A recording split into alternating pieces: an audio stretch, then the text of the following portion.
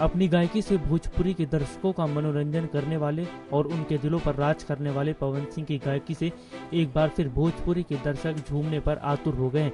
दरअसल हम जिस गाने की बात कर रहे हैं उसे पवन सिंह ने हिंदी में गाया है, जिसका नाम है मेरे रश के कमर। बताया जा रहा है कि भोजपुरी दर्शकों के बीच इस गाने का इतना क्रेज है कि जहां देखो हर कोई इस गाने को बजाता हुआ नजर आ रहा है।